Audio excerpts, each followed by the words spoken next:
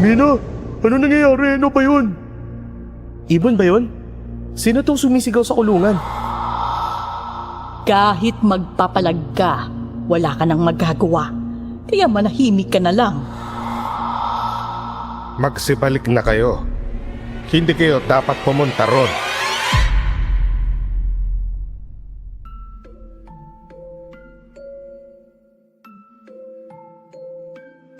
Sabi ng Bulakenyong Makata na si Francisco Balagtas Baltasar, ang pag-ibig, kapag pumasok sa puso ni numan, hahamakin ng lahat. Masunod ka lamang. Pero paano kung ang pag-ibig ipapahamak ang matalik na kaibigan? Masunod lang ang minamahal. Pag-ibig pa kaya ang tawag doon? At paano kung ang pag-ibig sa maling puso pumasok? Mali rin ang sinunod. Magulo, hindi po ba? Ako man, naguluhan. Ikukwento ko sa inyo ngayon ang napasok kong gulo dahil sa best friend ko.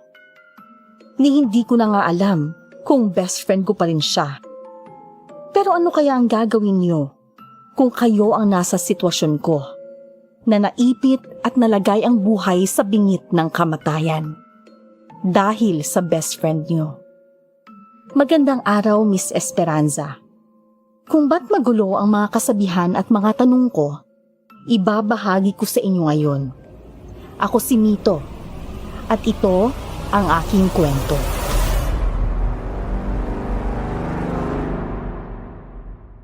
Bago ko simulan ang storya, huwag kalimutang mag-subscribe bilang suporta sa ating channel.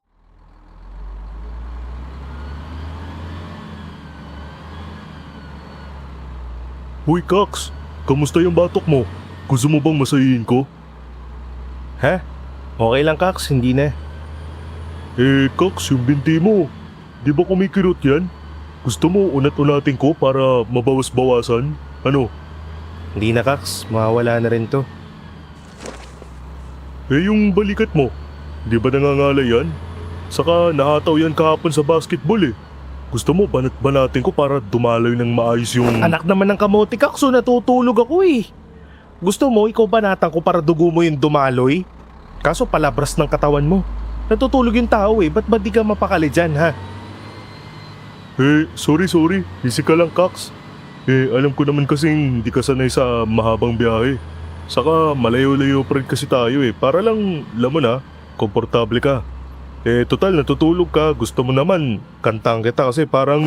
Wala akong ibang gusto, kundi tumahimik ka. Sa kapag kumanta ka, wala nang makakatulog. Pati ibang tao mabubulahaw mo eh. Hoy, sama mo naman, Cox. Ganda kayo ng boses ko. Inaalala lang kita kasi nga, alam kong nanlalanta ka na sa biyahe. Ay nako, kung talagang inaalala mo ko, hindi mo ko dapat sinama. Alam mo na nga sumasama ang katawan ko sa mga malalayong biyahe, pinipilit mo pa ako. Ikaw naman eh. Kailangan ko nga ng backup eh. Alam mo namang torpedo ko eh. Saka, libre ko naman yung pamasahe natin ah. Torpedo ka pang nalalaman dyan. Laos na yung e-heads, oy. Saka ako nga, torpedo ka nga. Torpe na, durobo pa. Kalahin mo ba na maubusin mo yung pabango ko? Kalating bote pa yun eh. Pati maleta mo, pinaliguan mo. Saka to kailangan may maayos akong matulugan pagdating natin doon. Diyos ko, Kax, 6 na oras na tayo sa bus. Tapos magbabarko pa, sabi mo? Tapos magjijip pa. Pag yang hinaharot mo sa FB, dispalinghado na naman. Sinasabi ko sa'yo, iiwan kita. Kung makano ka naman, babayaran ko nga yung papango mo. Tsaka di mo nga ginagamit mapapanis na yun eh. Itong nakilala ko sa FB, hindi rin to kaharutan no. Mahal ko to. At ramdam ko, mahal din ako nito. Kilig na kilig eh. Iniipit lang, ramdam ko kahit milya-milya ang layo. Alam mo yung kantang A Thousand Lies ni Vanessa Carlton? Parang ganun to. Oo, pag-ibig na lilipad at tatawid kahit gaano kalayo. Yung tutuluyan mo? Nako, kung may 5-star hotel, yung daratnan mo mamaya, nako baka sabihin mo, flag ng Amerika. Madudulin ka sa dami ng stars, di lang 5 stars. Puro kabalbalan. Pag ako di natuwa sa tutuluyan natin, ikaw ang makakakita ng maraming star. Pati sa buwan, bigla kang makakarating. Tas anong, 1,000 lies? 1,000 miles yun, ugok. Saka yung huli mong nahukay sa dating app, Diyos ko, mas malaki pa yun sa'yo eh. Kala ko nga tatay mo yun eh. Eh nung nakaraang taon naman, sinendan ka na ng picture ng pakwan. Nagpadala ka na ng 10K. Inutangan mo pa ako nun. Di mo naman binalik. Ewan ko na lang talaga sa'yo. Puro pakabig yung mga nadadali mo. Saka, ba't bang lalayo ng mga pinipili mo? Ano bang trip yan? Napakarami mo namang tirada sa akin. Yung mga nahanap ko nung nakaraan, mapinachat lang sa akin yun ng mga katrabaho natin eh. Hindi ko naman alam na maton pala yung isa. Tsaka, mas malaki sa tatay ko yun. Tapos grabe ka naman sa pinakitaan lang ng pakwan. Di naman ako ganun. Mahal ko talaga yun. Kaso, marami na palang gumagatas dun. Kaya pala pakwan eh. Yung utang ko, binayaran ko yun. Bike nga lang. At least may bike ka na. Kita mo na? Yung isa, tatay mo. Yung isa naman, nanay na. Susme. Tapos, o nga pala, bike binayad mo. Daig ko pa nagkaanak sa bike na yun eh.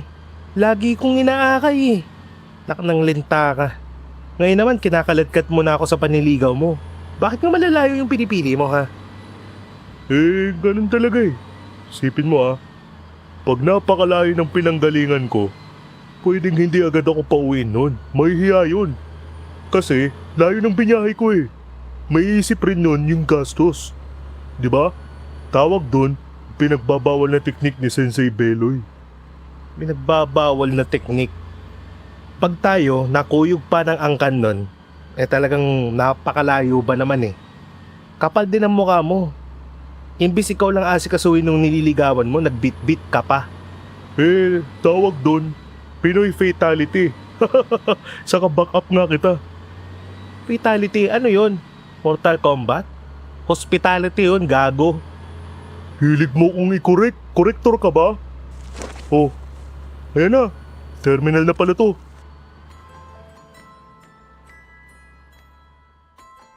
May 7 oras sa bus. Tapos, magbabarko rin kami. Nagliligawan pa lang yan. Ganyan ang diskarte ng kababata at best friend kong si Beloy. Bakit ako kasama? Wala. Dakilang suporta daw. Siguro, nagtatanong kayo kung bakit naman ako pumayag na samahan ang kaibigan ko kahit sobrang layo ng idadayo namin para lang manligaw. Ang sagot ko, wala. Dahil lang magkaibigan kami. Madali rin naman siyang kausap pag ako ang nagpapasama. Hindi utang na loob ang tawag dito.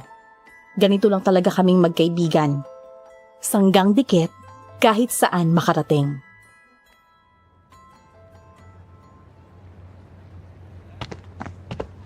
Nanaginip ka ba? Oo, pero mas bangungot yun eh. Napasigaw ka pa tapos napasipa ka pa ng konti. Tinamaan mo nga yung sandalan ng upuan sa harapan natin eh. Nasa bukid raw ako tapos hinabol ako ng napakaraming ibon. Madilim daw sa kuweba eh. Tapos doon ako may narinig na babaeng tumatawag. Oh, mga pinapanood mo kasi. Pero wala yun, panaginip lang yun. Oo nga, pero may isa pa. Ikaw naman yung nakita ko. Naglalakad daw tayo sa parang bukid. Tapos malalim na putikan. May mga gumalaw sa putikan, parang may kung anong hayop na nandun. Bigla daw may lumabas na kamay, tapos ako yung nahatak. Nahulog ako pero nakita kita habang nilulubog ako sa putik. Alam mo, tumatayo balahibo ko sa mga panaginip ko eh. Saka talagang panaginip lang yan. Alam mo kung bakit? Mukha nito, bakit nga? Kasi hindi kita hahayaan. Corny nito. Lagi mo nga akong pinapahamak eh.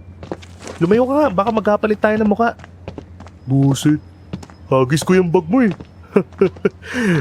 Ako na nga lang magbibitbit niyan. Oh, yan. Pero teka lang, kanina pa ako nakakahalata eh. Parang masyado akong mabait ngayon eh. Kanina kung ano-anong inaalok mo sa akin, may nalaman ka pang mamasahihin ako.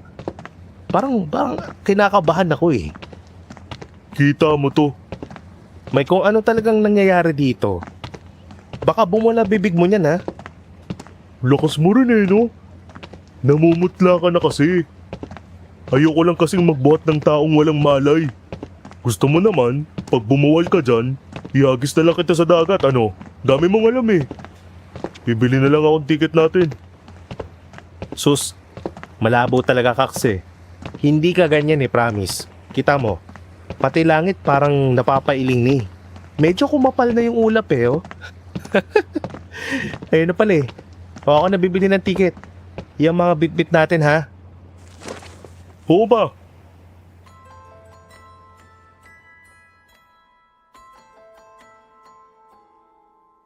Asara na minsan may kasamang batukan at suntukan.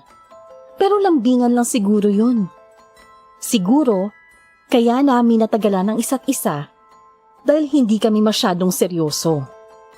Mula high school kasi, magkasama na kami. Hanggang ngayon sa trabaho, tandem pa rin kami.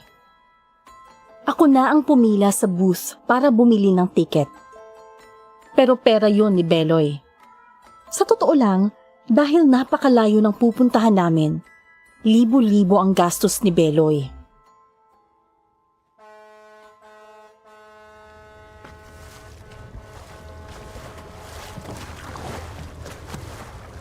Ay, nakasandal na ulit sa wakas. Buti rin di ganun karami pasahero ngayon. Malamang weekdays ba naman eh. Tapos July.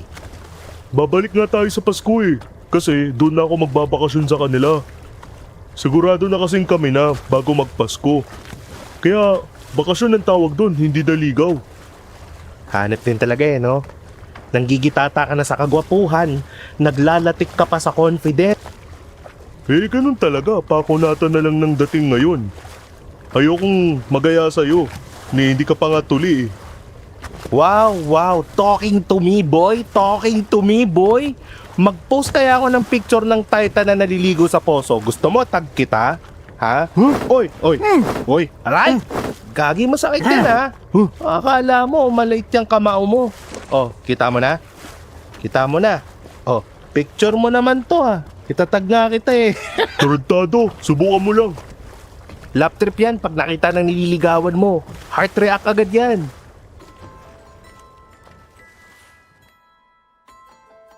Maalon ang dagat ng araw na yon. Sabi kasi ng mga tao, may paparating na bagyo. Kaya rin maluwag. Pero di namin alintana ang galaw ng barko dahil sa kulitan naming dalawa. Dahil rin sa asarang yon, nakaisip ako ng kung anong kalokohan. May picture kasi ako ni Beloy na naliligo sa poso, hubot-hubad. Lagi ko tong pinangbablackmail sa kanya. Pero biruan lang din naman. Malaking tao si Beloy. Matangkad at mega plus size ang katawan. Kaya inaasar ko siyang Titan. Lalo na dahil sa picture niyang hubot-hubad.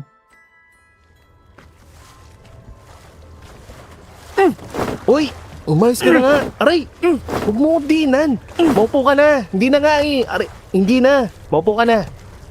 Tumatagilid yung barko. Ayoko na. Peste ka, Kaks. Talagang ayaw mong burahin yan ha. Pag yan talaga kumalat. Ay, Ba't ko naman buburahin? Pang National Geographic kaya to. Tsaka biruin mo, ako lang may picture ng Titan. O, sanggala. Oo, yung sigo mo. Ari ko. Hindi na nga. Malapit na tayong itapon sa dagat eh. Maawa ka, baka umapaw yung dagat pag ikaw ang bumagsak doon. ewan ko sa'yo. Tigilan mo yung picture ha. Babasagin ko talaga yung cellphone mo, makikita mo. Oo na nga. Pati ako nahilo na eh. Oh. Maalon nga no. Oo. Usog ka nga. Tutulog na lang ako. Usog.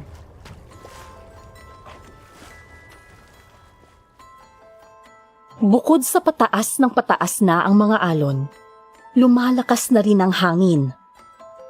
Ramdam na to sa bahagyang gewang ng barko. Pareho na kaming nahihilo ni Beloy, kaya nagsitulog na muna kami. Nakatulog agad ako. Hindi ko nga lang maintindihan ang panaginip ko. Nasa isang kwarto ako, may katabing babae. Nakayakap nga raw siya sa akin. Pumihit daw ako. At paglingon ko, nakakakilabot na mukha ang tumambad sa akin. Nasa bato ko ang mukha ng babaeng may pangil at naglalaway. Agad akong napabalikwas. Nanlalagkit ako sa malamig na pawis.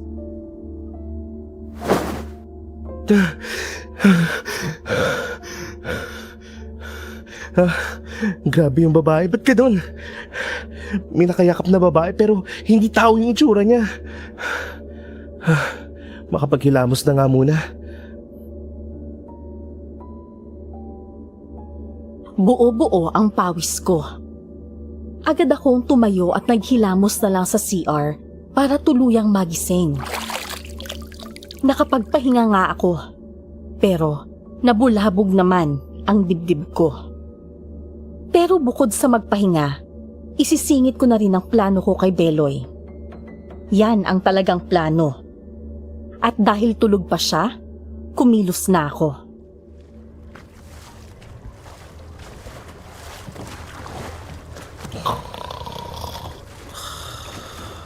Langya, mahihiya yung barko sa hilik nito.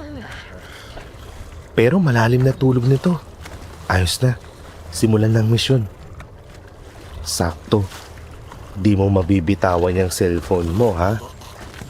Di mo man lang binulsa, peram nga saglit.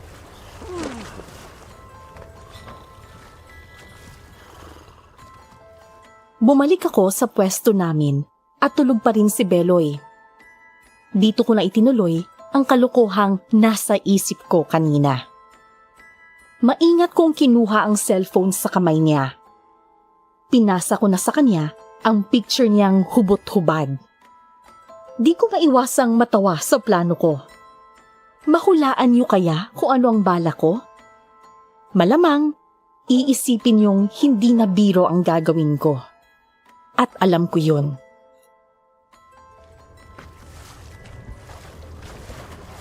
Mga kaibigan, ito na po ang pinakihintay nating lahat. Ito na ang picture. Edit kong konti. Takpang ko yung mukha. Uy, syempre, pasilip lang. Baka bangungutin yung babae pag nakitang siya to eh. Uy, teka. Ba't ako yung nasa profile ni Gago? Ano? Puro ako to ah. Teka.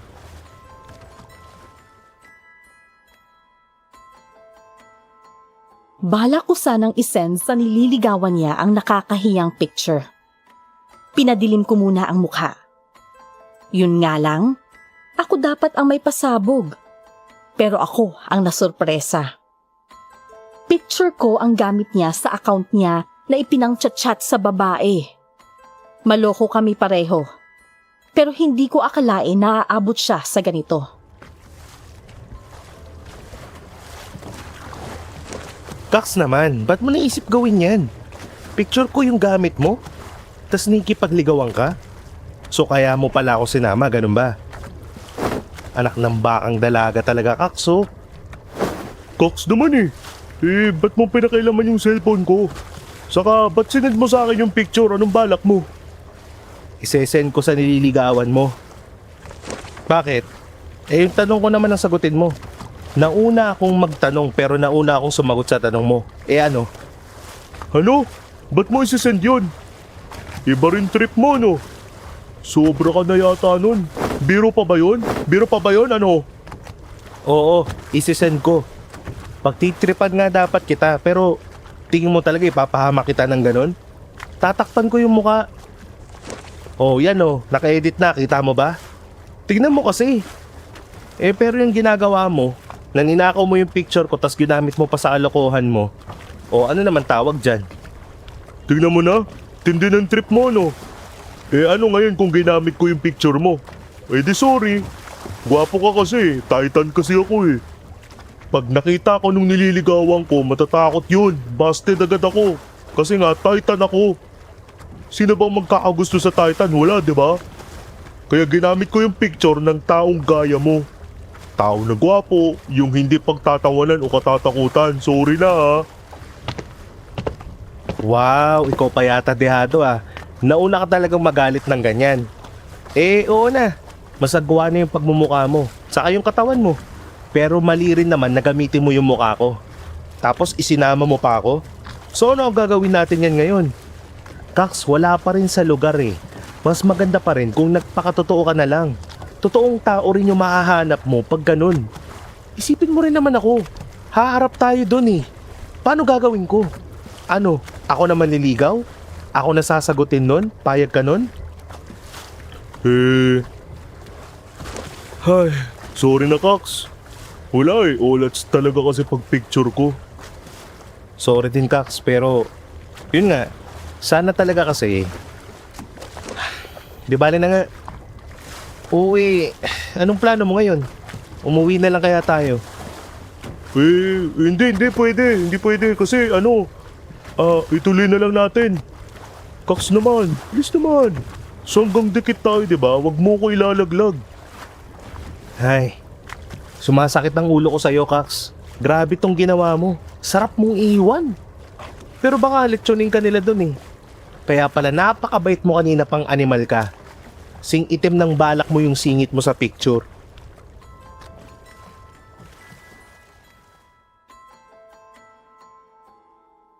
Ang biyaheng kanina ay magulo at masaya, nagkatensyon. Bigla kaming nagkapikunan. Sino ba ang hindi magkakainisan sa mga ginawa naming pareho? Oo, pareho namang mali ang mga ginawa namin. Pero tingin ko, mas mabigat pa rin ang ginawa ni Beloy. Ginamit niya sa panliligaw ang picture ko. Tapos, isinama pa ako. Kaya pala abot-abot ang pag-aasikaso sa akin ng best friend ko. At mukhang planado ang lahat sa umpisa pa lang. Pero dahil napakalayo na ng binyahin namin at hindi ko rin talaga maiwan si Beloy, wala na akong nagawa. Kinakabahan man ako sa papasukin ko, sasakay na lang ako sa pakana ni Beloy. Kahit alam kong laging tagilid ang mga diskarte niya. 5 oras din kami sa barko. Higit 10 oras kaming bumiyahe sa lupa at tubig. Pagdaong ng barko, doon na ako halos bumigay. Nagsuka na ako. Siyempre, inalalayan ako ni Beloy. Uy, pre. Teka, dito. Wag dyan. Yan, sa tubig na lang. Sige lang, ilabas mo. Ay, buisit. Hayop ka, Kax. Parang hinaluka yung kaluluwa ko. Parusa sa katawan tong biyahe. Sorry na, Kax. Ang cute mo talaga pag sumusuka. Parang iluluwa mo pati puso mo eh. Saka ba't ganun? Buong buo pa yung pagkain ah. Nakita ko pa yata yung tapsilog na lumabas eh. Tarantado ka. Teka, meron pa.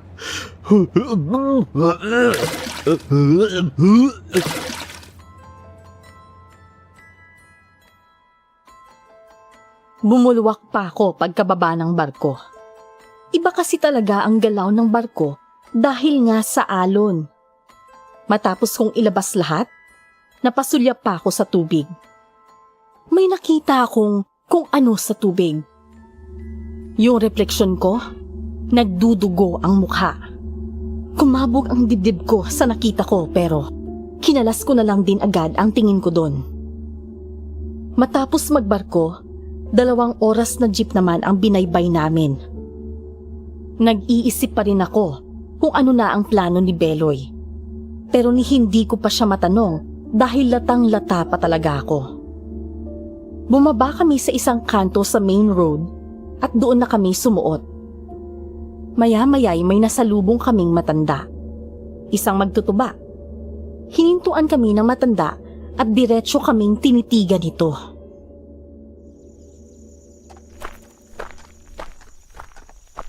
Uy, yung matanda oh. Ba't kayo nakatitig sa atin? Oo nga eh. Parang sama pa ng tingin eh oh. Tatang. Ano ho ba yun? May kailangan ho ba kayo? Magsibalik na kayo. Ano ho? Tatang, may kailangan kaming puntahan sa dulo eh. Ano ho bang problema? Magsiuwi na kayo. Hindi kayo dapat pumunta ron. Problema nyo ba, Tatang? May importante nga ho kaming lakad doon. Saka ba't ho ba ang sama niyong makatingin? Uy, Kax, relax ka lang. Tatang, ayos na ho yun. Kami na ho bahala. Kaya na ho namin yun. Salamat na lang ho.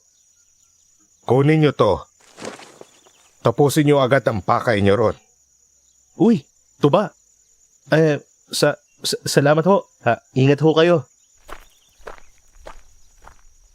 Tuba ba yan? Kung ako sa'yo, hindi ko tinanggap yan Baka mamaya kung anong meron dyan Tumahimik ka na. Hayaan mo na. Ayaw mo nun?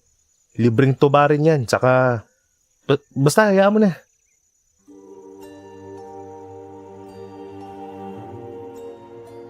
Bukod sa matalas tumingin ng matanda, napansin kong may nakasuksok na malaking kutsilyo sa likuran nito. Ang totoo, hindi naman talaga ako natakot sa matanda. Mas nahiwagaan at na-curious ako sa kanya. Ang mga sinabi niya, tila mas babala kesa banta. Nang maiabot ang bote ng tuba, nilagpasan na kami ni Tatang. At tumuloy na rin kami sa paglalakad. Kumikitid ang daan sa gitna ng palayan. Napalingon ako sa kanang bukid at nagulat pa ako sa namataan kong malaking taong nakatayo na mahaba ang damit. Nang balikan ko ng tingin, panakot sa ibon. Pero napakalaki naman ito. Nang makalagpas kami, binalikan ko ulit ng tingin. Nanlaki ang mga mata ko nang matanaw kong parang bahagyang lumingon ang scarecrow. Uy, Kax! Uy, gagi. Gulat naman ako sa'yo. Ano ba yun? Saka, saan na ba? Malayo pa? Parang tanga. Nagugulat ka kahit di ginugulat. Scarecrow lang yun. Tsaka nag-chat na. Ito Diretso lang daw tayo. Nandun daw siya sa ilalim ng puno ng mangga sa gilid nitong pilapil. Ito na po tayo. Ano na plano mo? Ang kilala nun na nanliligaw sa kanya, ako. Paano ngayon? Kabalbalan mo kasi. Kax naman Sorry na nga Sorry na, di ba? Pero hindi na pwedeng mapurnada to. Wala nang atrasan. Ganito na lang. Panindigan na lang talaga natin. Ikaw si Beloy, ako, sidekick mo, ako si Mito. Ganun na lang. Kax naman. Sige na naman. Ay, buwisit. Laking gulo ng ginawa mo paano pag napasagot ko yun? Ayoko ng relasyon ngayon. Tsaka, payag ka ba nun? Akin na lang inililigawan mo? Ano ba naman yan? Ay. Oo na, pati ako nalalakit na ulo ko. Kasalanan ko nga Pero yun na nga, ituloy mo na lang muna, Kax. Saka na natin problemahin pag nandun na tayo. Sige na naman, napakalayo ng binyahe natin Ay, bibigtiin na lang kita pagkatapos nito. Sige na, oo na. Pero pag uwi natin, titigilan mo na to Bigla kang mawawala, biglang hindi mo na i-chat yan. Pero sa ngayon, sasakay ako sa katarantaduhan mo. Yun! Sabi ko na, di mo ko pababayaan, Kax Ako bahala, basta chill ka lang, tuloy mo lang. Di pa babayaan. Gusto na nga kitang itulak dyan sa patubig sa gilid mo tas uuwi na lang ako Isang problema rin, alam mong wala pa akong nililigawan? Kax naman, kala ko ayos na. Siyempre tutulungan kita, siyempre, i-coach kita. Basta, sakay ka lang, ako bahala. Ay, bahala na. Ewan, hassle nito. Ikaw bahala Ako may pasa. Yan, basta chill ka lang Uy, ayan na. Yun na yung puno ng mangga, siya na yun. Kax, ito na yung paraiso matapos ang 4 na bundok. Grabe, heaven ang muka. Nakadress pa, Kax. Kita mo yung buhok? Pang-commercial, Kax. Tapos yung hugis ng katawan. Oo na, manahimik ka na. Daming mong kuda ano gagawin ko? Sabihin mo na kasi palapit na tayo. Kumakaway na nga Uy, naku, tumakbo na papalapit. Yes, sa wakas. Mina, hi Mina, ito na ako. Hoy, teka, ano nga? Ano nga gagawin? Hoy, bumalik ka!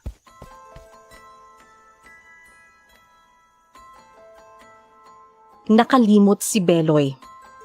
Mula sa ilalim ng puno ng mangga, nakangiting tumakbo palapit sa amin ang babae. Si Beloy naman, biglang sumalubong na patakbo rin. Nakabukha pa ang dalawang kamay. Hindi ko rin alam kung bakit, pero tumakbo na rin ako kasunod ni Beloy.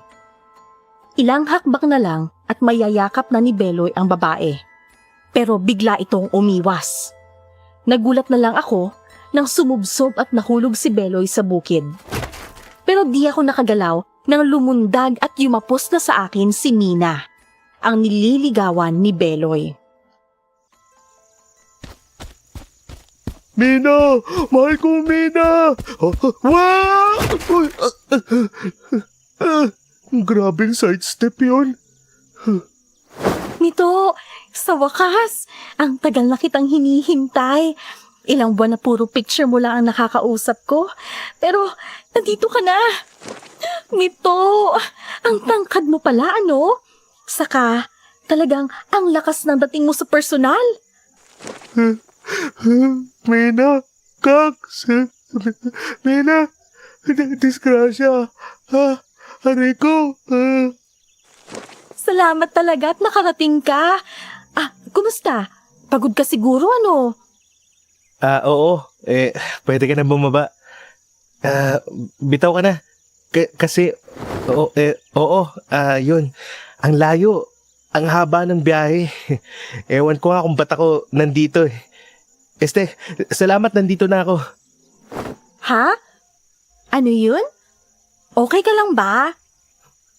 Oo. Okay naman. Hoy, tulong! May tao ba dyan? Hello? Nasaan ako? Nako, sino yun? Kaibigan mo ba yun? Baboy Ramo. Oo. Kaibigan ko. Teka, pulutin ko lang ha. Sorry ha. Nakita ko nga siya kaninang sumalubong. Kaso, di ko na napansin kasi talagang natuwa ako nang makita ka eh. Ako kaya natuwa? Teka lang, ha? Tulungan ko lang to.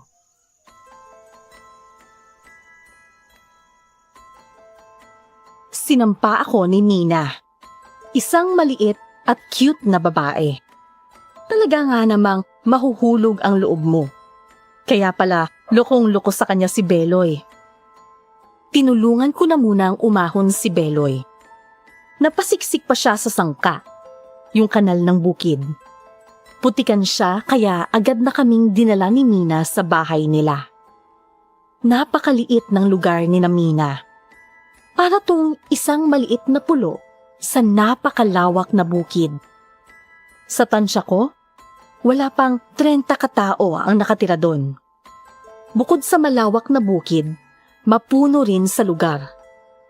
Mula sa puno ng buko, mangga, saging, at marami pang puno na hindi ko kilala. Sariwa ang hangin. Wala ring ingay ng mga sasakyan. Panay ibon ang maririnig mo. Pinakilala rin kami ni Mina sa mga kamag-anak niya. Napakaganda talaga ng lugar. Maganda rin ang salubong ng mga kamag-anak ni Mina. Pero parang may kung anong hindi ko pa maipaliwanag doon. Isa na dito, ang weirdong nanay ni Mina na mahirap maunawaan at ang lolo niyang tinatawag na amain. Nay, kayo na po munang bahala sa kanila ha. Kukunin ko lang po yung kanin sa kayong ulam para makakain na rin po sila. Yun, tamang-tama, food trip. Beloy, tama ba? Opo, magandang tanghali po. At sino itong kaibigang kasama mo? Mito ho. Mito, gandang tanghali po. Maraming salamat po sa pagtanggap nyo sa amin dito. Napakaganda po ng lugar nyo. Wala akong masabi. Malayong-malayo po sa napakausok na pinanggalingan namin. Kung alam mo lang, hindi lang ito malayo sa pinagmulan ninyo. Para na kayong nasa ibang dimensyon. Beloy nga ba? nanliligaw ka nga ba dito kay Mina? Ho? Hindi ho. Ay, opo, oo nga po pala. Siyempre. Kaya nga ho ako nagpunta dito. Ang sadya ko po dito si Mina na nililigawan ko. Na, yun nga, oo. Pumunta ako dito para manligaw kay Mina. Sigurado ka ba? Bakit parang nangangatog ka pa? Kung hindi buo ang loob mo, Nahihilo kasi yan. Yang si Beloy, di ba, nahihilo ka, no? Kasi nga ho, yung biyahe kasi. Ay, Mina, tulungan ka na namin. Uy, tayo, tulungan mo. Peste ka, kita mo tong ginawa mo? Sige lang. Ilatag mo tong dahon ng saging. Tapos ito, inihaw ng mga laman yan. Laman ng baboy ramo yan. Wala niyan sa inyo pero masarap yan. Saka, ako kasing nagluto niyan eh. Naku, kung ikaw ang nagluto, siguradong masarap. Naikwento mo nga sa akin na ikaw ang nakatoka sa pagkain pag may okasyon dito sa inyo. Ha? Naikwento ko sa'yo? Dito kay Beloy. Si Beloy kasi, naikwento ni Beloy sa akin yun. Oo, yung nagluluto ka. Beloy, di ba? Huy! Ha? Ay, oo, ganun nga pala. Kasi naidaldal ko lang dito kay Mito na ganun. Sabi ko, nagluluto ka eh. Yun. Masyado kasing proud sa'yo tong si Beloy. Kaya nga naikwento niya yun. Ganun ba? Okay. Nakakahiya naman. Nakakwento mo pala ako dito kay Mito. Ay, Mito nga ba? Tama ba? Mito? Ay, oo. Ako si Mito. Si Beloy. Siya si Beloy. Ganun nga. Kasi alam mo, sobrang close kasi kami nitong si Beloy. Oo, si Beloy. Kaya nga, halos lahat di ko kwento niya.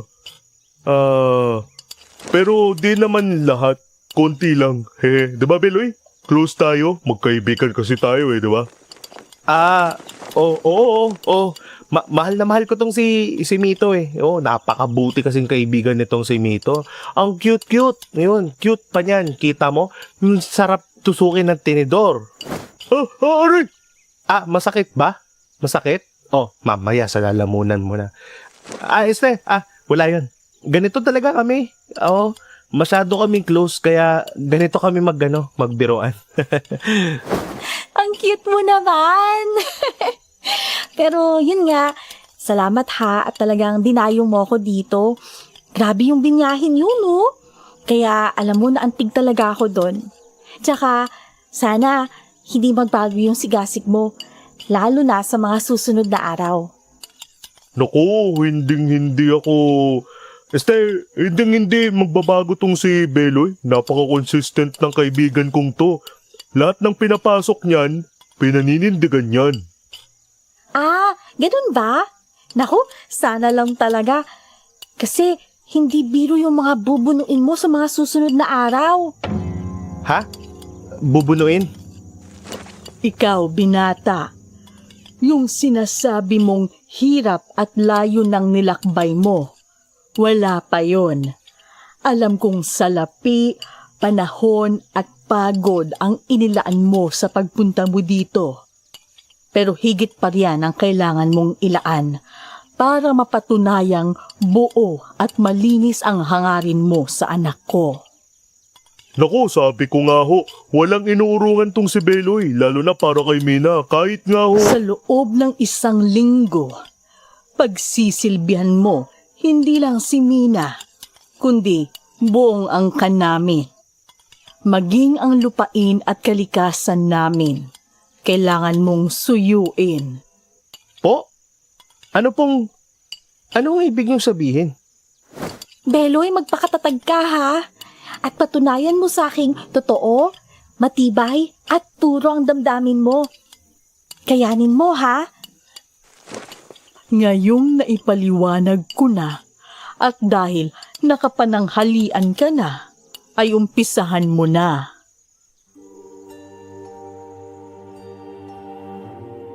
Gaya ng mga sinaunang tradisyon, Kailangan kong pagsilbihan ang pamilya ni Mina.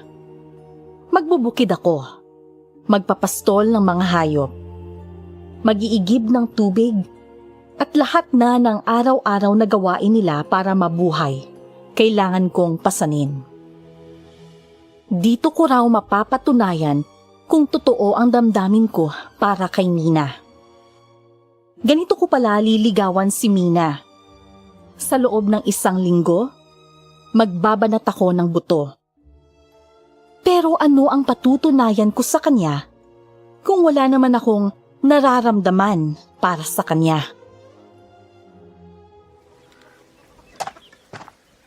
Dito mo simulan hanggang doon sa dulo.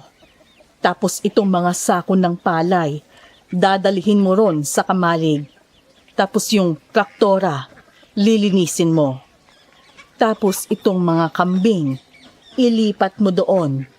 Yung mga baka doon, ibalik mo dito. Oo, yung mga sako daw ng palay, tapos yung traktora, tapos yung mga kambing, tapos yung baka, tapos, masahihin mo raw si auntie. Hehe. Ikaw, lumusong ka. Kung ayaw mong ikaw ang ipalit ko sa kalabaw, yan ang gagawin ninyo maghapon. Susunduin ko ang lolo ni Mina. Oh, kilos na. Hoy, kilos na daw. Animal kang kalabaw ka. Kita mo na ginawa mo? Uy, relax ka lang, Kax. Easy, easy. Ayun pa si Auntie Lorna, oh. Huwag ka magulo. Saka baka tamaan ako niyang gulok. Uy.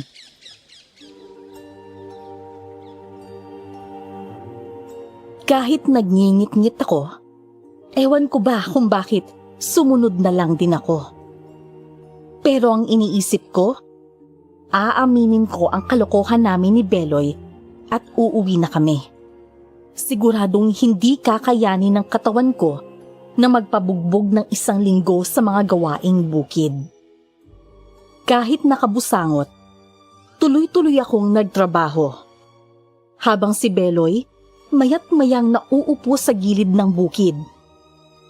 Nagpapastol naman ako ng mga kambing nang matigilan ako dahil nakakita ako ng napakalaking ibon sa gitna ng bukid. Malayo ang ibon, pero tanaw na tanaw ko ang lapad nito. Noon lang ako nakakita ng ganoong kalaking ibon. Kax! Hoy, Kax! Tignan mo yun! Hoy, ano ba yun? Natutulog ako eh. Hayop ka, ang gulang mo. Huwag ka matulog dyan. Pero tignan mo yun, oh, yung ibon, napakalaki. Ano? Parang ibon lang eh, saan ba? Wala. Saan? Tao yung nandun, matanda yun eh, sira ulo mo. Itinuro ko kay Beloy ang dambuhalang itim na ibon. Pero iba ang nakita namin nang lingunin namin ito. Isang matanda. Walang tinag na nakatayo sa gitna ng bukid. Ang nakapagtataka, nang balikan namin ng tanaw ang direksyon ng matanda, nakita na namin ang isang napakalaking ibon na lumilipad na. Natanaw rin namin doon ang isang parang kulungan. Inakala kong doon ko dadalhin ang mga sako ng palay, kaya pinuntahan namin yon ni Beloy.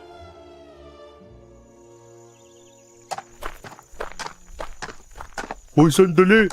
Pucha, pagod na ako. Pahinga naman tayo. Tigilan mo ako. Ikaw may kasalanan nito eh. Nadamay lang ako. Bilis, buhatin mo na.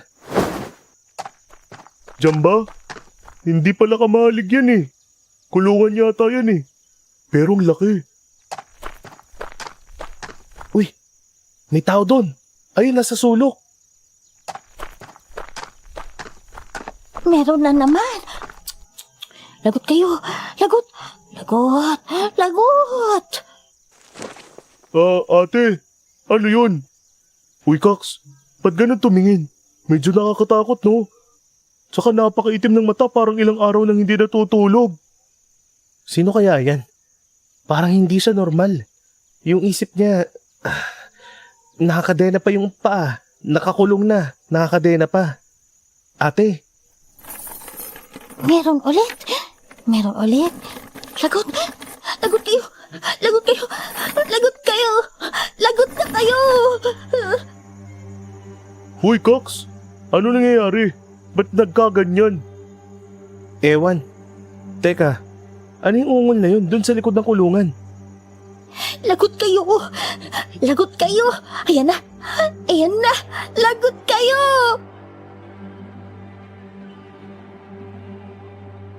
Paulit-ulit na sumigaw ang babaeng nakakadena at nakakulong. Sa unay, bumubulong.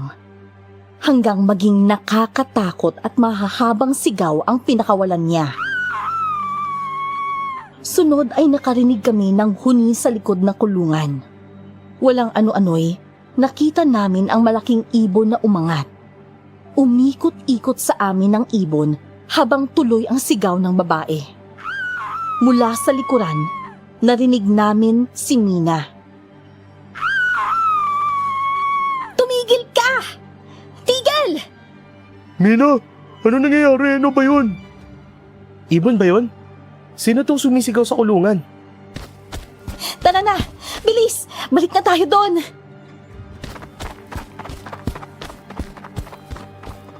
Sa isang sigaw ni Mina, lumayo ang dambuhalang itim na ibon. Habang naglalakad pabalik, pumuwesto si Mina sa likuran namin. Para bang binabantayan kami. Nilingon ko pa ang kulungan at naguluhan ako sa nusulyapan ko. Nasa harap na ng kulungan ng isang lalaki. Nalilito na ako sa papalit-palit na ibon, matanda, ibon at matanda ulit ang namamataan ko sa kung saan saang dako ng bukid.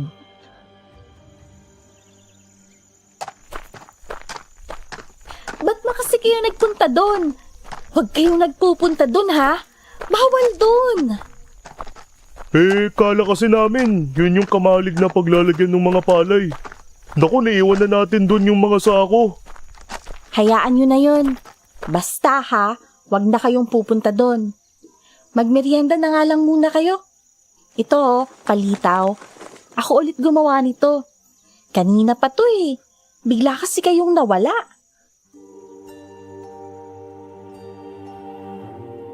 Mula sa pagod at hilo sa napakahabang biyahe, hanggang sa biglaang pagtatrabaho sa bukid, dagdag pa ang mga di maipaliwanag at nakakanerbiyos na pangyayari. Bumigay na ang katawan ko. Habang nagsasali ng tubig sa baso, nawala na ako ng malay. Doon na ulit ako na naginip. Nasa kulungan ako. At yung babaeng sumisigaw kanina sa kulungan, siya na raw ang nasa labas. Tinititigan daw ako ng babae. At bigla siyang naglaho. Ang sumunod kong nakita, ang dambuhalang ibon. Palapit daw yun sa kulungan. Pero pinilit kong magising dahil sa takot. Bumalikwas ako ng bangon at pawis na naman. Kwarto na ang nakamulatan ko. Pagtanaw ko sa isang bintana, madilim na. Bigla namang pumasok si Beloy sa kwarto. Hoy, Cox! Gising ka na ba niyan? Ano, kumusta ka? Ano? Ano kumusta? Mukha mo. Kasalanan mo talaga lahat to eh. Nakita mo yung nangyari kanina? Bumigay na yung katawan ko. Hindi kaya ng katawan ko yung ganun. Tapos sinubo mo pa ako dyan? Akalaangin mong pagsisilbahan ko pala yung pamilya ni Mina? Ganun pala ligawan dito? Kaso hindi naman nga ako yung dapat gumawa nito eh. Diskarte mo kasi pinipilit eh. Hoy, Cox! Teka, boses mo muna. Hinaan mo lang naman. Sorry na, ako rin. Di ko akalain ganun pala eh. Inamin ko naman kasalanan ko nga eh. Pero wag na tayo mag-away. Ang dali mag-sorry eh, no? Paano nga? Ano na nga gagawin natin? Hindi ko nga kaya to. Isang linggong magbubukid, mamamatay ako nun. Mito? Mito, gising na ba si Beloy? Ayos lang ba siya? Oo, gising naman na. Medyo hilo pa pero gising na. Buti naman. Tara na. Para din makahigop siya ng sabaw. Hapunan na din kasi.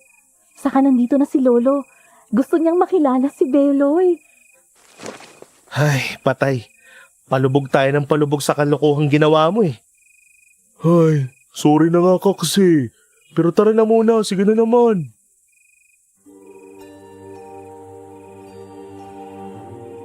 Lumalala na talaga ang inis ko kay Beloy. Napakalaking pasanin ng nasuotan ko dahil sa kanya. Pero para bang wala akong magawa sa ngayon. Tumayo akong mahilo-hilo at nanlalambot pa. Binilit kong makipaghapunan kahit wala pa ako sa kondisyon. At nang hapunang yun, dumalaw ang lolo ni Mina. Matanda na, pero napakalaking tao ang lolo ni Mina. Aakalain mong dating wrestler sa sobrang laki. Kalbo at malalaki ang mga matang tuwid kung tumitig. Nakasandal at nakahalukip-kip lang siya habang mata lang ang gumagalaw. Si Aling Lorna na nakakatakot, tiklop sa presensya niya. Pero si Mina, nakakapag-alala ang kilos niya habang nandoon ang lolo niya. Ilag ang tingin niya dito. Nanginginig, kaya 2 beses siyang nakatapo ng sabaw at nakabasag. Ewan ko kung ano ang meron. Pero lahat kami ay parang nalulusaw sa bigat ng dating ng matanda na kung tawagin nila'y amain. Ito po yung sabaw po. Itong kinilaw. Ipaglalagay ko ho kayo. Mina, baka kailangan ng amain ng masahe. Ho? Masahe? Mamasahiin ko ho kayo. Maghugas lang ho ako. Mina, Po? Ano ho yun? magtapat ka. Saan mo nakilala itong binata? Saan? Ano ho? Nakilala ko kasi Mga pamangkin sila ni Kapitan, mga mula sa syudad. Isang araw ang nilakbay ng mga yan, makapanuyo lang kay Mina. Mina, totoo ho. Pinakilala ni Kapitan. ipakilala mo ang manunuyo mo, Mina. Ho? Hindi mo narinig o hindi mo nauunawaan. Po? Opo. Naiintindihan ko po. Malinaw po. Amain, ito po siya po si Beloy. Magandang gabi po. Ako po si Beloy. Nice meeting you po. Ako naman po si Mito, kaibigan po ni... Binata, doon sa pinagmulan mo, wala kang ginawa kundi magpakalunod sa layaw.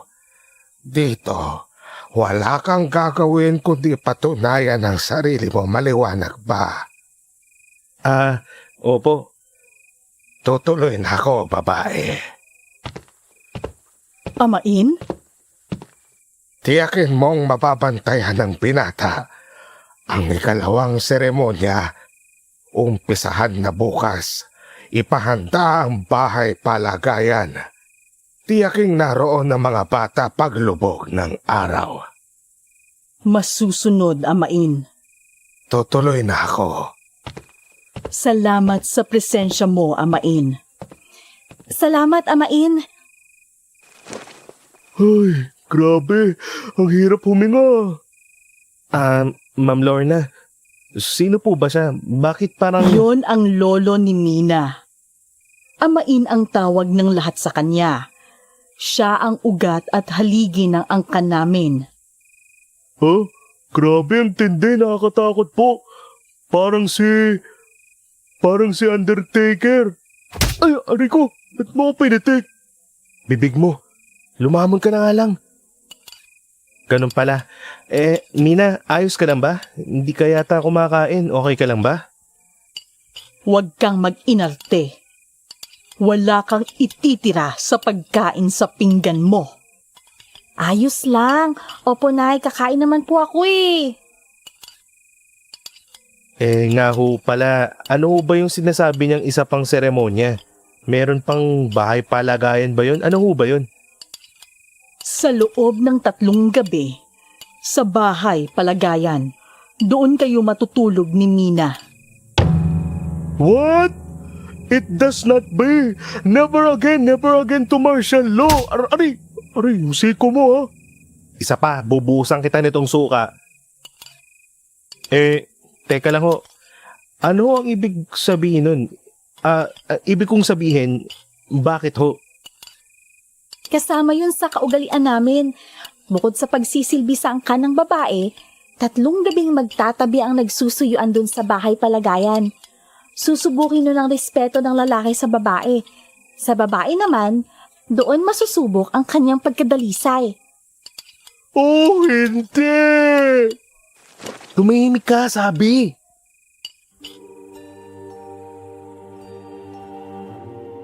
Mapupunit na yata ang katinuan ko. Di ko na alam kung paano ko iaahon ang sarili ko sa kalukuhang ginawa ng best friend ko. Matapos kumain, naglakad-lakad ako sa labas ng bahay para magpahangin at magpahupa ng stress. Napakaginhawa sa pandinig ng mga huni ng palaka at kuliglig. Kanina, kahit ang mga huni nila ay tumahimik nung dumating ang amain ni Mina. Hindi mahiwaga ang presensya ng taong yun.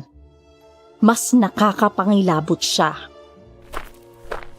Habang naglalakad at nakatanaw sa malayo, dumaan sa paningin ko ang itim na lumilipad. Sunod ay may parang tumakbo sa likuran ko. Kinukumbinsi ko pa ang sarili kong wala lang yun. Pero halos lumuwa ang puso ko nang marinig ko ang pamilyar na boses.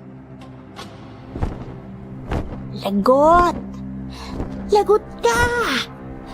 Ayan na! Lagot ka! Napalingon ulit ako sa bukid nang makarinig ako ng marahas na kaluskos. Napaatras ako nang makita kong nagsisigalaw ang mga pananim. Tila may gumagapang at palapit ito sa akin. Pasigaw na ako, pero naunahan ako ng bulyaw ni Ma'am Lorna. Tinaboy niya ang kung anumang hayop sa bukid. Sunod ay dali-dali niyang hinatak ang babaeng kanina'y nasa kulungan. Inutusan niya akong pumasok na ng bahay habang kinakaladkad ang babae.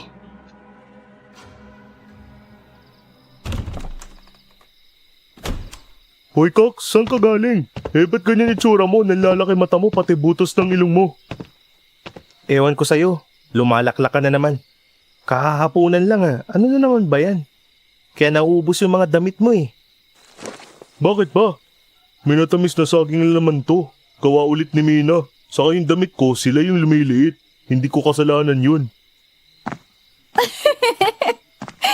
Beloy, tara kain ka! Mito, pwede ko bang makausap ng sarilinan si Beloy? Kung okay lang naman. Ha? Sige lang, usap lang kayo. Dito na lang ako. Di naman ako makikinig Mito, sige na naman no. Sobrang importante lang kasi. Well, sige nga. It hurts pero sige na. I'll just talking to the moon so that the two of you could talk yourselves. Ang cute mo.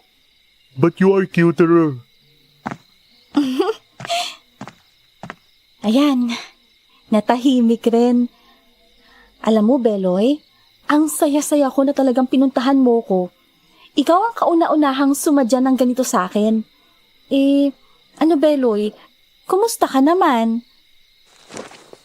Ako? Ayos na ayos ako.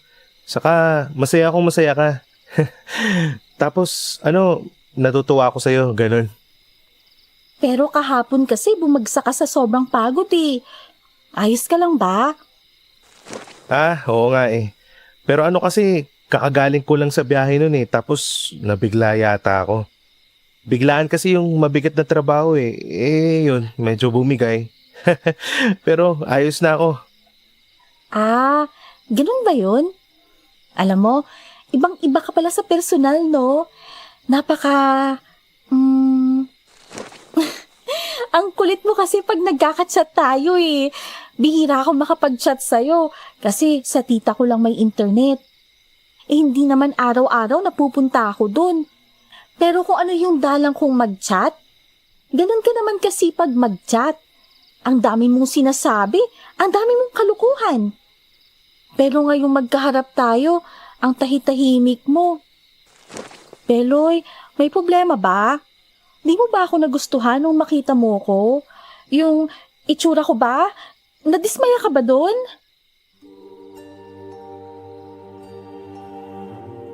Sa totoo lang, napakaganda ni Mina. Makinang ang mga mata, maganda ang hugis ng labi, bilugan ang napakaliit na mukha. Ang buhok niya may pagkakulot pero bagay na bagay sa kanya. Pag ngumiti naman siya, mapapangiti ka rin. Kaya nahirapan ako sa tanong niya. Hindi itsura ang problema. Hindi nga siya ang problema eh. Ang problema, yung kalokohan namin ni Beloy. Nakokonsensya na ako. Nahihirapan na rin ako sa totoo lang. Dahil naobliga akong trumabaho ng mabigat para manligaw. Nako, Mina, hindi. Ang totoo, napakaganda mo. Sobrang bait mo. Sobrang masikaso ka. Ano lang kasi parang bigla lang akong nahiya, niilang ba ganun? Pero wag mong isiping may problema sa'yo. Pasensya ka na rin. Isa pa, siguro baka medyo pagod pa ako. Ah, maganda ako? Talaga? Salamat. Pero ramdam kong may hindi normal eh. Iba ka. Ibang kilos mo, ang salita mo. Pero yung totoo, mas gusto ko yung taong nasa harap ko ngayon kesa dun sa kachat ko. Napalunok ako sa sinabi niya. Mas nagugustuhan na raw niya ang taong kaharap niya? Iniisip ko kung nakalata na siya sa kalokohan namin. Pero paano kung hindi? At talaga lang nagkakagustuhan na kami. Oo, sa totoo lang, parang napapansin ko na rin siya. Todo iwas at tanggila ang loob ko. Sila naman kasi talaga ng best friend ko ang nagliligawan. Kaya hindi ako pwedeng mahulog kay Mina. Kinabukasan, tuloy ang pagsisilbi ko bilang si Beloy sa pamilya ni Mina. Isalansan mo ng maayos yan. Baka dumaos-dos. Isalansan mo ng maayos, baka nga dumaos-dos, ano ka ba? Pagkatapos mo riyan, manguha ka ng pataba doon sa likod ng kamalig. Oh, pagkatapos mo raw dyan, manguha ka ng pataba dun sa likod. Mamaya, hakutin mo yung mga darak ng baboy. Linisin mo pala muna ang kulungan, ha? Linisin mo yung kulungan ng baboy bago mo hakutin yung darak. Ilipat mo sa mga kaing-iring mga mangga bago ka manguha ng pataba. O siya, sige, aalis na ako. Ilipat mo sa kaing yung mangga. Alis na ako. Hoy kalabaw, anong aalis? Lusong na sa pinitak. Baka akala mo, hindi kita napapansin. Ha? Ito nga ho. Pinapaalala ko lang naman ho yung sinasabi nyo. Baka kasi hindi magawa ni Beloy eh. Baka hindi namin magawa. Sige na ho. Kami na ho ang bahala. O ano, sarap ba? Bahala ka dyan. Langyakaks. Alam mo kung sinong kamukha mo? Kamukha mo si Shrek pag naliligo yun sa putikan. Ayaw mo akong tulungan ha? Rico, gago ka. Nakakain pa yata ako ng putik. Hayop. Hoy, may coal ka pa sa ulo. Bagay sa'yo, Kax. Tawa pa. Sira ulo ko talaga. Ipapahid ko sa ito eh. Subukan mo lang. Hoy, teka. Uy, yung scarecrow ba yun? Hulol, lumiligtas ka pa. Halika dito. Gagi, teka lang. Hindi nga yung scarecrow. Di mo nakita? Gumalaw. Gagi, teka lang. Kaks, kitang-kita ko. Dumapo yung ibon tapos dinakma yung scarecrow. Ulol! Hindi ako mahilig sa takutan. Kaya hindi kalokohan pag sinabi kong nakita kong mabilis na gumalaw ang scarecrow. Mahirap baliwalain ang nakita ko. Nasa utak ko yun habang kumikilos sa bukid. Hindi ko pa naipapagpag sa utak ko ang nakita ko. Sinundan agad ng isa pang di maipaliwanag na pangyayari. Tulala akong nagpasok ng mga sako sa kamalig. Nakarinig ako ng pusang nakikipag-away. Pagsipat ko sa ikalawang palapag ng kamalig, nakita ko ang babaeng laging nakakulong. Ginapang niya ang pusang sumuot sa ilalim ng tambak na mga gamit. Nanlaki ang ulo ko nang bigla niyang sakmalin ang pusa. Sa gulat ay natabig ko ang lagaring nakasabit. Bumagsak ang lagari, kaya napatingin ang babae sa akin. Karipas ako ng takbo palabas at bumalik sa pwesto namin ni Beloy. Hindi nga. Ba't ako mag-iimbento? Nakita ko yung babae sinagpang yung pusa. Ulo nga yung nasagpang niya. Kaks, ano ba yun? Bad trip naman oh. Hindi ko rin alam. Ano nga kaya yun? Pero sigurado lang kasi wala sa tamang katinuan yung ali. Kaya nga rin nakakulong tapos iba rin talaga yung kilos. Saka kung ano-ano yung sinasabi pero yung nakita mong kumain ng pusa, grabe yun. Oy, magmerienda muna kayo. Ito suman sa ibos. Masarap to. Bakit? Ba't ganyan ang mukha nyo? Mina, yung babae, may babae kasi kaming nakitang nakakulong dun. Minsan nakakawala siya. Nandun nga sa harap ng bahay nung nakarang gabi Ay, tsahin ko yun. Si Chanida yun, kapatid ni nanay. Bakit? May ginawa ba siya? Mabait naman yun Nakita daw niyang kumakain ng pusa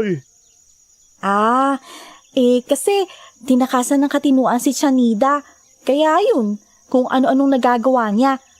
Pero mabait talaga yun. Sige na, kumain na kayo nitong suman May kape rin dito.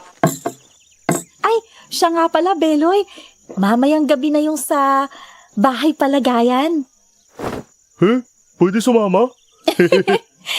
Mito, hindi pwede. Kasi sagradong tradisyon yun.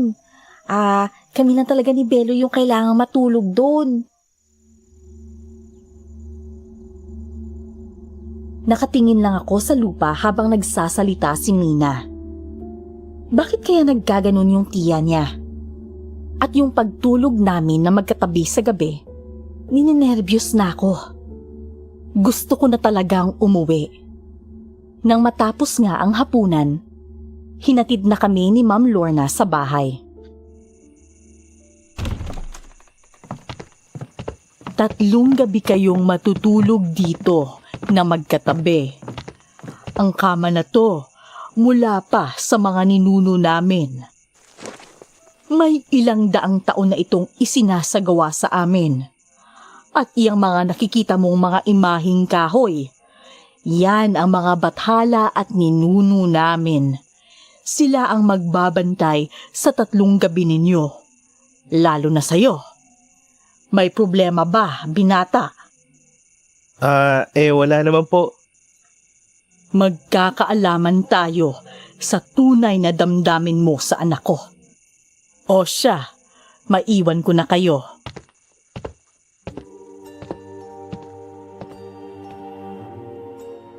Sa paghiga ko pa lang, hirap na ang kalooban ko. Ni hindi mapanatag ang likod ko. Lalong umaangat ang nararamdaman ko kay Mina na hindi dapat. Katabi ko pa siya at kami lang 2. Tao lang ako, lalaki na nasa tamang edad. Hindi maiwasan ng katawan ko na may maramdaman din. Maliit ang higaan sa totoo lang, kaya halos magkadikit kami ni Mina. Amoy na amoy ko rin ang buhok at ang bango niya. dahil naligo siya bago matulog. 3 oras na ang lumipas. Hindi antok ang nakadapo sa akin.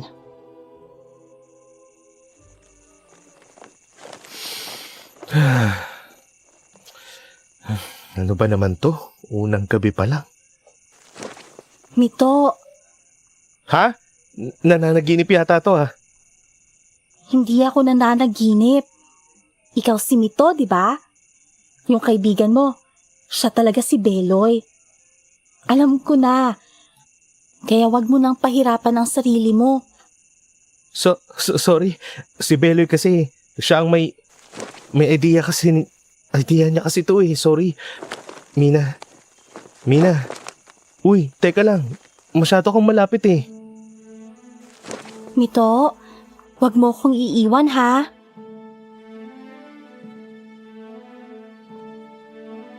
Yumakap si Mina habang nakatalikod ako. Paulit-ulit niyang sinasabi na wag ko siyang iiwan. Habang ang tunay kong pangalan ang tawag niya sa akin. Alam na pala niya. Sa bagay, magulo kasi kami ni Beloy. Kinabukasan, balisang-balisa na ako. Hindi ko matingnan si Mina.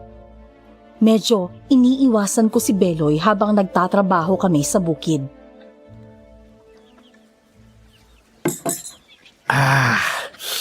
Ayos din pala yung tuba na bigay sa atin eh. Sarap sa katawan. Solid. Yung nga, sinasabi ko, ano ka ba? Walang nangyari sa amin ni Mina. Magdamag lang siya nakayakap sa akin. Cox, ewan ko lang ha. Paano mo kaya mapapatunayan yan? Ang hirap yatang tanggapin yan sa parte ko. Ano? Sa walang nangyari sa amin eh. Babalik nga ulit tayo sa ideya mo to, di ba? Pero kung may niipit dito, ako yun.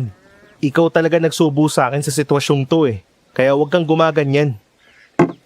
Sinasabi ko lang sa'yo, Cox. Huwag mong subukan. Wag na wag. Isipin mo ako. Kung sakali man, baka kung ano magawa ko sa'yo. Sira ulo ka pala talaga eh. Mas problema natin ngayon, alam nga ni Mina tong kalokohan natin. Paano ngayon? Yung lintig na tradisyon nila. Mukhang di tayo papakawalan ng angkan. Basta, wag kang gagawa ng ipagkakasira natin. Akong bahala, mag-iisip ako. Oh, sa'yo na yung nasa baso. Halos hindi kami nag-iimikan ng maghapong yun. Nagkakainitan na kami. Napakalalim na ng problema namin. Alam na ni Mina ang lahat. At mukhang sa akin pa siya kakapit. Sa unang gabi, buo pa naman. Pero may pangalawa pa at pangatlo. Hirap na ako sa una. Hindi ko na alam ang gagawin ko. Nang ikalawang gabi, napakaraming weirdong nangyari. Pero mas kababalaghan pala ang tamang salita. At doon na nga, hahantong ang lahat sa iniiwasan naming mangyari. Pero hindi lang yon ang yayanig sa akin. Nakarinig ako ng pagaspas. Pamilyar yun, dahil yun ang naririnig kong ibon sa bukid. Narinig ko rin na may tumapak sa bubong. Isang pares lang ang mga yabag. Bandang 1:00 naman ng madaling araw, nagisnan kong kumakain ng dinuguan si Mina.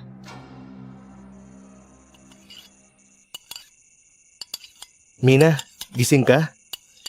Ano yan? Dinuguan! Nagugutom ako eh. Tara, kain ka din. Dinuguan. Sa madaling araw? Ayos rin ah. Pero sige, pahingi nga ako. Kuha lang ako ng mangkok. Yan, may puto rin dito oh. Tapos ito, tikman mo tong serbesang gawa namin dito. Wala rin ito sa inyo eh. Uy! Sarap nga nitong dinuguan. Hindi mabaho ang lasa ah. Okay din yung puto. Yang beer? Gumagawa pala kayo niyan? Oo, nilalabas to pag may okasyon. Pero tira na lang yan eh, kaya ubusin na natin. Tsaka mild lang yan. Halos walang tama. Grabe ka naman, Mito. Naubos mo nga. Sabi ko naman sa'yo, di ba? Masarap yung beer namin dito. Oo nga eh. Akala ko konti lang iinumin ko. Sabi ko pa naman titikman ko lang, pero ang sarap eh. Mito, ano ba talagang pakay mo sa akin? Ha? Ano eh, bakit mo pala natanong? Anong bakit? Siyempre, lilinawin ko. Pero parang hirap na hirap kang sumagot eh. Kasi alam mo, Mito, gusto kong umalis dito sa amin. Pwede ba? Huwag mo akong iiwan. Isama mo ko.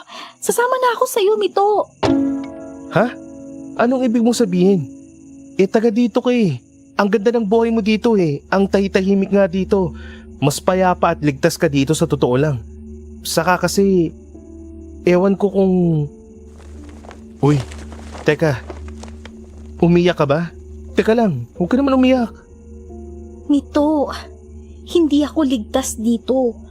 Walang ligtas kay Amain. Sawang-sawa na ako.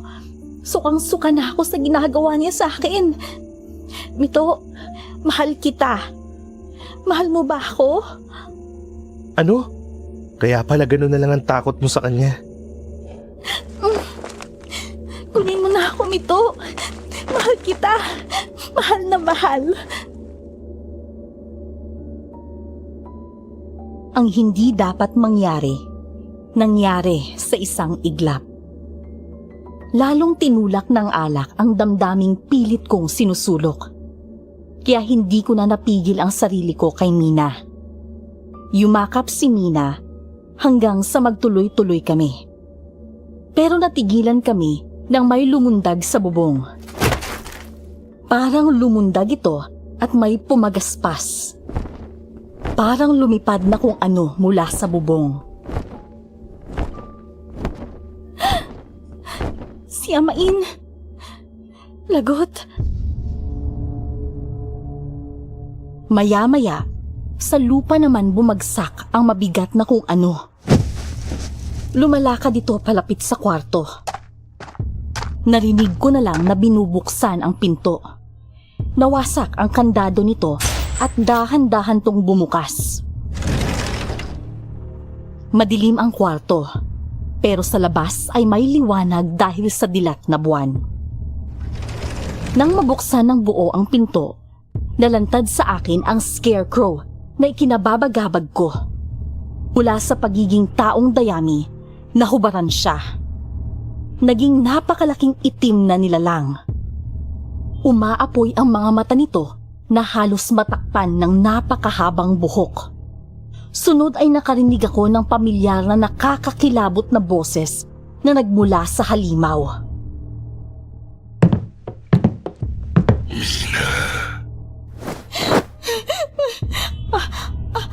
Amain! Tatawad! Amain! Huwag! Huwag, Amain! Si Amain nga. Halimaw si Amain. Mina, ano nangyayari? Binata, nilapastangan mo ang aming lahi, ang aming tradisyon. Sa pagtungis mo sa puri ni Mina, dinungisan mo rin hindi lang ang buong angkan, kundi pati ang aming mga patala. Ikaw naman, Mina, napakarumi mo. Hoy, anong marumi? Eh ikaw tong baboy na matagal na pala lumalapastangan kay Mina. Sa mismong apo mo.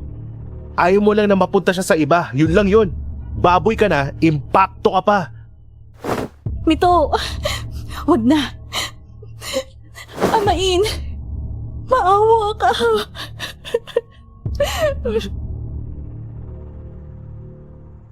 Marahang lumakad palapit ang halimaw.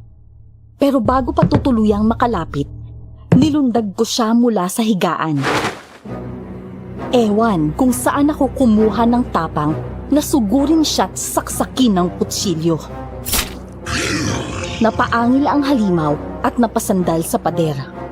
Hinata ko si Mina at tumakbo kami palabas. Dire-diretso kaming tumakbo sa malawak na bukid. Lalong bumilis ang takbo namin nang makarinig kami ng mga angin at pagaspas ng mga pakpak sa likod namin. Nanlambot ako at sumubsob nang mahagip ako sa likuran ng kuko. Pinalibutan kami ng mga taong malahalimaw na may mga pakpak.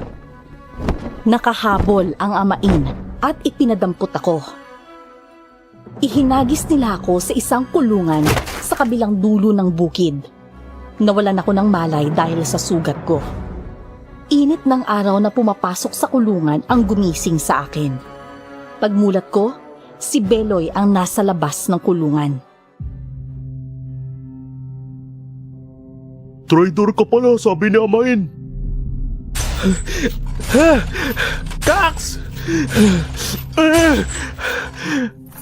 Kax, buti di ka nila sinaktan. Kax, pakawalan mo ko, bilis! Bilisan mo! Umalis tayo dito. Aswang si Amain. Aswang yung mga tao dito. Kax, aswang din si Mina. Pero hindi nila ako sasaktan. Ikaw lang ang pahihirapan nila bago kakainin. Kasi dinungisan mo raw si Mina. Kax, anong sinasabi mo? Si Mina, si Amain yung bumababoy sa kanyang matagal na. Ginagalaw siya ng demonong lolo niya. Kax, papatayin ka nila. Anong sinasabi mo? Hindi nila ako papatayin. Pero baka maparusahan ako dahil sa'yo. Traitor ka eh. Diyan ka na. Kax! Kax! Huwag mo ko iwan dito! Kax! Bumalik ka! Umalis na tayo dito, Kax! Bumalik ka! Hindi ko na alam kung ano ang nangyayari. Nakakulong ako at sugatan, samantalang si Beloy, malaya at konektado sa mga aswang. Takot at pagkalito ang bumabalot sa akin. Bakit ako iniwan ni Beloy? Kahit nanghihina sa sugat, di ako tumigil sa pangangalampag at kasisigaw. Maya-maya, sumulpot sa gilid ng kulungan ang tiyahin ni Mina. Huwag kang maingay. Baka patayin ka nila. Ikaw, Ale. Ale, tulungan mo ko. Pakawalan mo ko dito, Ale. Kawawa ka naman. Niloko ka ng kaibigan mo. Kaibigan mo nga ba yung elepante na yon? Ale. Makinig ka, Ale. Papatayin ako pag di mo ko tinulungan. Pakawalan mo ko.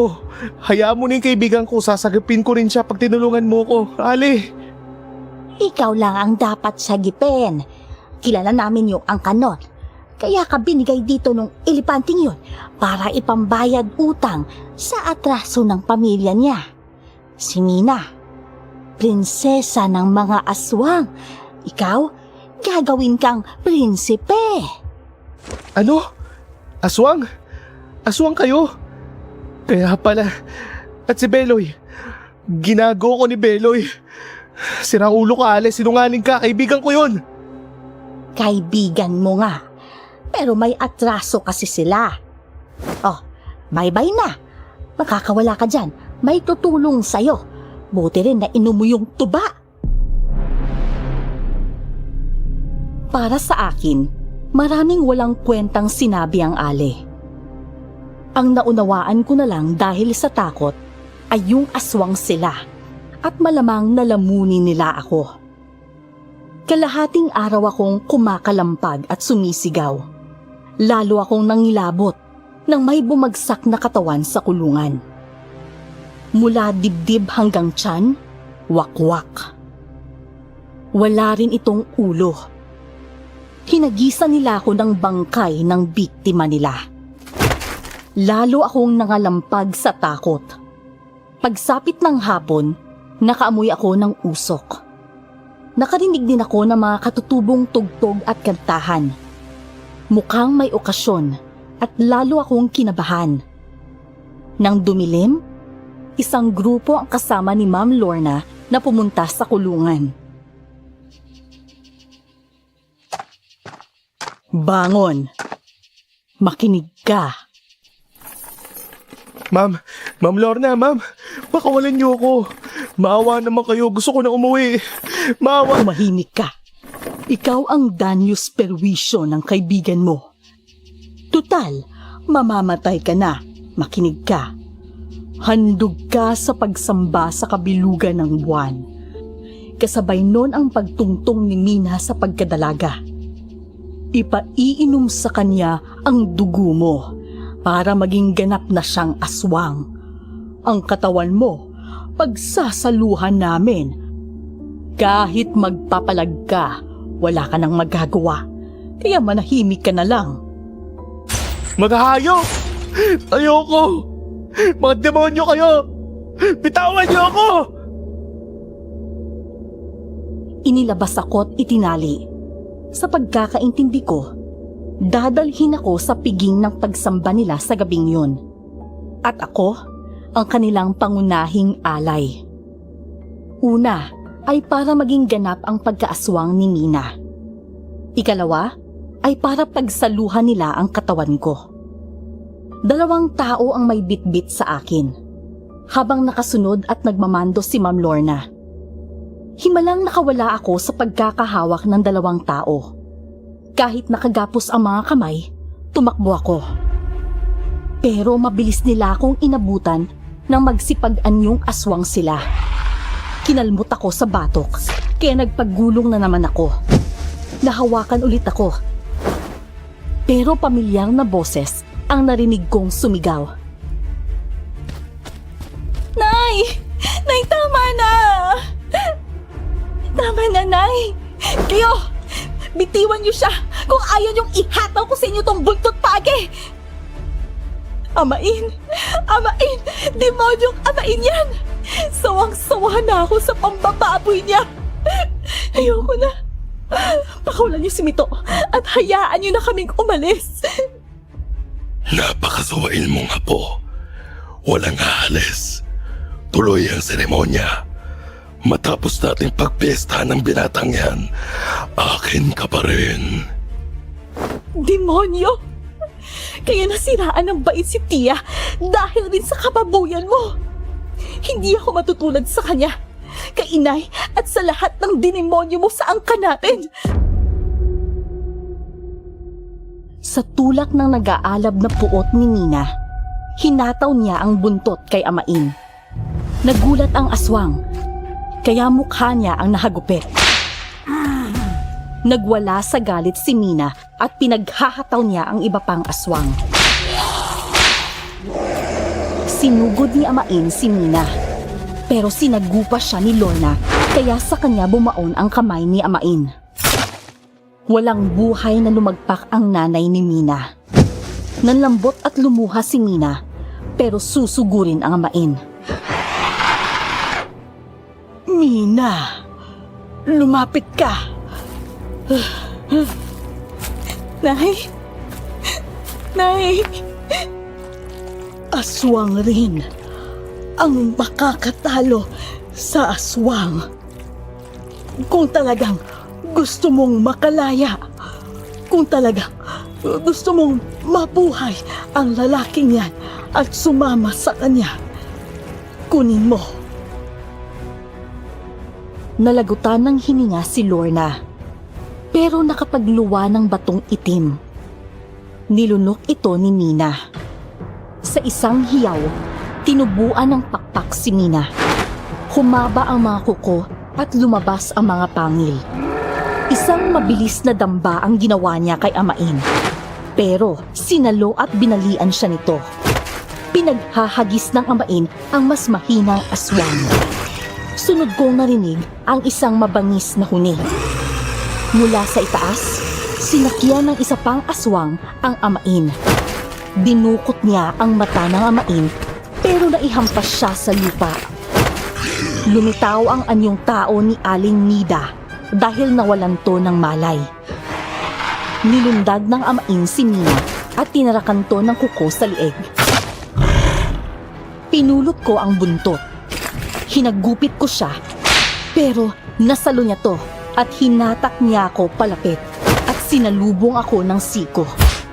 Dinampot ako ni Amain, pero may dumating at napahiyaw at napaluhod ang aswang. Si Beloy, pinana ang aswang. Kasama pa niya ang magtutuba. Best friend ko yan!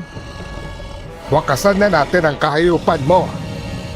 Totoy, alam mong hindi mo ko kaya. Sinita pa rin ang binabalikan mo. Wasak na ang kadinawan ng basurang yan. Kaya ng puri at pagkatao niya. Hayop! Wala kang awa. Hindi mo na mauulit sa iba ang ginawa mo sa asawa ko. Hoy bata, tayo! Alam kong ininom mo yung tuba na binigay ko. Palalakasin ka nun, pero idikit mo tong bato sa noo mo para gumana ang tuba. Bangon! Laban! Di ko na gaanong naintindihan, pero sinunod ko ang magtutuba sa kagustuhang makaligtas at masagip si Mina. Biniin ko agad sa noo ko ang sinalukong bato. Uminit ang kalamanan at mata ko. Bumilis din ang tibok ng puso ko. Biglang nasaloko ang bigwas ni Amain. Pinilipit ko siya't naibalibag. Saka ko dinampot ang naghihingalong si Mina. Isinunod ko ang tiyanida niyang kaninay aswang. Huwag kang tatalikod! Cox, sa likod mo! Sumalisi si Amain at kinalmot ako sa bewang. Tumumba kami ni Mina. Tumama ulit ang pana at sibat ni Beloy at nang magtutuba.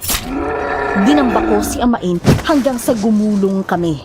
Sa pagkakadamba ko sa aswang, bumaon ang sibat at tumama na sa puso ni Amain. Dito na siya humiyaw at umusok. Unti-unti siyang nagliyab. Lumusob ang iba pang aswang, pero napatumba na namin ito ng magtutuba.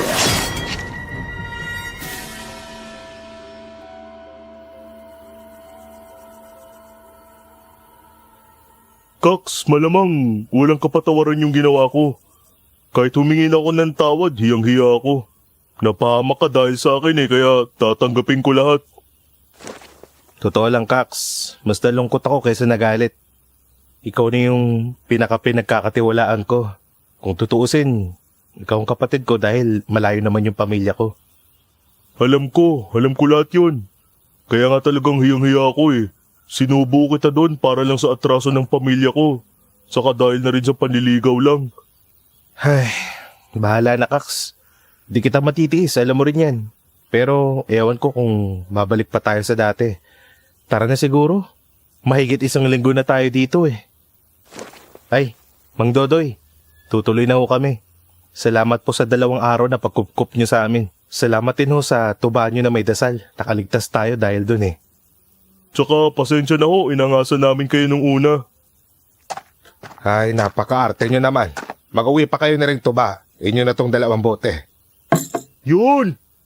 Mahal to sa daan Salamat ho! Si Mina ho, sakali lang makita nyo, pakiabot ho to. Sulat yan, saka contacts namin. Maraming salamat rin sa inyo. Nabawi ko si Nida sa tulong nyo. Iaabot ko na lang ito kay Mina kung makita ko pa siya.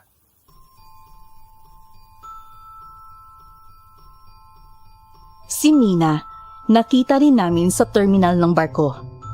Ngumiti siya sa amin bago siya sumakay sa ibang biyahe. Pag-ibig ang ipinunta naming magkaibigan sa lugar na yun. Muntik na kaming mamatay. Nagkalamat ang pagkakaibigan namin ni Beloy dahil sa mga nangyari at sa pag-ibig na yun.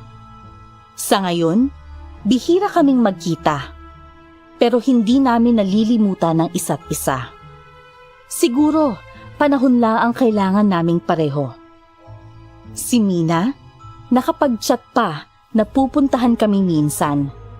Pero hinayaan ko na lang din muna siya. Siya rin ay kailangan ng oras para sa sarili, matapos ng lahat ng nangyari.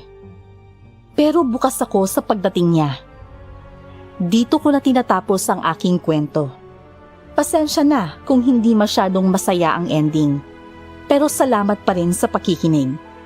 Sa inyo naman, Miss Esperanza, salamat rin at more powers. Ingat at God bless sa inyo.